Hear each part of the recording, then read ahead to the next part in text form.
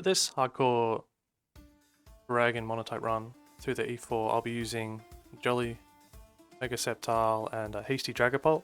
Dragapult will be holding a Choice Scarf, just to outspeed the Kingdra and Ludicolo under rain. Turn 1, Dragon Rush to KO the Kingdra, as Sceptile eats the Fake Out. Double target the Ludicolo. Turn 2. The Genesect isn't a real threat this turn, as always targets Dragapult here, doesn't do enough to KO. Sceptile will KO the Mega Swampert easily with Bullet Seed, and then I fish for a flinch with Genesect. On Genesect, sorry. With Dragon Rush. Double target the Dragonite. First with Dragapult to break the multi-scale, put it in range of Sceptile's Dual Chop, as Genesect will finish off the Dragapult. In comes the third member of the team for this run. It'll be a Impish Kommo-O. Item doesn't really matter for this fight, but here to finish off the fight we use Sceptile to take out the Palkia, then 2 attacks from Kommo-O will KO the Genesect. Even the crit here doesn't matter as we finish with close combat. Kommo-O does terrifically well in the Bruno fight, which was the primary reason for me deciding to bring it for this run. We'll be holding a Big Root for this fight. Get that from the trade in Cerulean if you don't know where. 2 Drain Punches will be enough to KO the Infernape after the defense drop from close combat. I also wanted to bring it because it worked so well for me throughout the rest of the run. It really showed how good it could be. Dragon Tail's on the set to stop the Necrozma from sweeping after a Dragon Dance. Screech here, really important to stop the 2-hit KO from Body Press, and also puts the defense low enough that I can heal back to full with Drain Punch in combination with the Big Root. Big Root is bugged in Radical Red, where it does heal you more than it should, but I'm going to take advantage of it if I can. There is some RNG as well here for this fight on Dragon Tail phasing in the right Pokemon. You want as many as possible in before you phase in the Zacian. Again, KO after the defense drop from close combat. And in comes the Zacian. This is the real scary threat of this fight. Use close combat here to encourage the Zacian and the AI to use Wild Charge over its other attacks, letting Kommo-O get enough damage in to put it in range of Dragapult coming in. I have Fire Blast on its set for this fight. Will do enough to KO the Zacian. 2 more Fire Blasts will put Necrozma in enough of a damage range to finish off with Sceptile. Still outspeeds the Necrozma even after a Dragon Dance. So Earthquake to finish that, and then 2 more to finish off the Zeraora.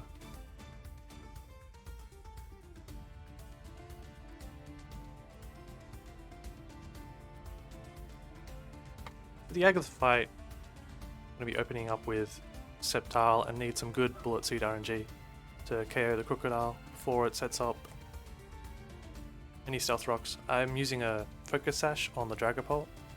I need to protect that. So I need at least 4 hits here to get that KO. And then again here I need some good Bullet Seed RNG to manipulate the AI into going for 2 Bulk Ups, because it believes itself to be out of range. But if I do enough damage with the Bullet Seeds, I can then finish off with Dual Chop and get rid of the Mewtwo without it going for any attacks.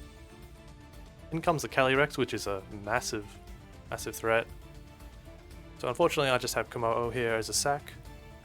It protects the Focus Sash of Dragapult. Switch that in.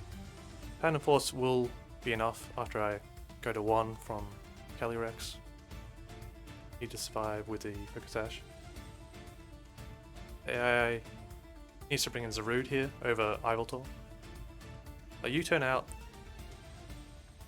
to Sceptile, and here I waste a turn just because I need to get lower for Endeavour to work later on. The dual chop to finish, and this is why we bring Endeavour throughout the run to this point. Endeavour brings Ivysaur really low, puts it in range of Dragon Bolt coming in and finishing it.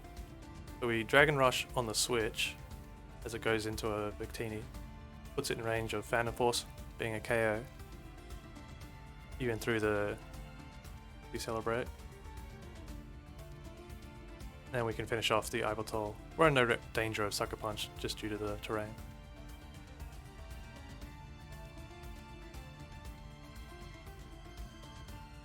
For the Lance fight, the only way to stop Deoxys from setting up Stealth Rocks would be to have a Choice Scarf on Dragapult. And the rocks don't really do much damage to my strategy in this run, so I just ignore it and run a Haban Berry instead for security. Set up the T-Wave, that'll be important for later, just slowing it down. Bring it low enough with a Dragon Rush to get the AI to swap out into the Melmetal. Screech plus Drain Punch will bring the Melmetal very low, sit in range for later. And now the AI might switch out, or I just can force a switch with Dragon Tail, but the AI on the seed does switch out to Dragonite, and I hit the Drain Punch on the switch, breaking the multi-scale. With that, it is now in range for Sceptile to come in and KO with Dual Chop, as well as the Melmetal is now also in range for Earthquake KO. That was Kommo-O's big contribution to this fight. It's primarily useful in the Bruno fight compared to the rest. For Arceus Fairy, we bring the Iron Tail, and it can get a defense drop turn 1, and that does put it in range for a 2-hit KO. Don't get it for this RNG seed, but it doesn't end up mattering. Phantom Force will now be enough to KO the Arceus. Rayquaza, we need the Dragon Rush to flinch, or a crit really, either works. But go for the flinch, and then finish it off with Dragon Claw. Dragon Claw is on the set just for guaranteed 100% accurate damage. That'll come into play here as there'll be a lot of RNG manipulation with the choices of moves used here, just to get the Dialga just to get through the Dialga completely unscathed. Even getting hit once is not a big deal. Main point is stopping double rests or multiple Roar of times. Then we can finish off against a slowed Deoxys. For the champ fight, we'll be opening with Kommo-O, who's always really strong against many of the bulky physical threats that you see, especially in the Elite Four. It can 1v1 almost all of them, as long as it's not like immune to Drain Punch. So Screech turn 1, then can finish it off slowly with Drain Punches. There'll be a lot of RNG manipulation, especially in this fight, to get the necessary flinches later on. And Bullet Seed RNG. In comes Arceus, Dragon Tail it out to get Ho-Oh in early. Ho-Oh can win that 1v1, especially if any of Groudon's attacks misses, but for this RNG, it was fine just to use it as a sack to get Ho-Oh in. Rock Slide will get rid of the Charty Berry and flinch. I have Roar on Sceptile set just to phase out the Xerneas. 4 hits from Bullet Seed will be enough to take out the Arceus. Here, Roar again, just to stop the Geomancy boost.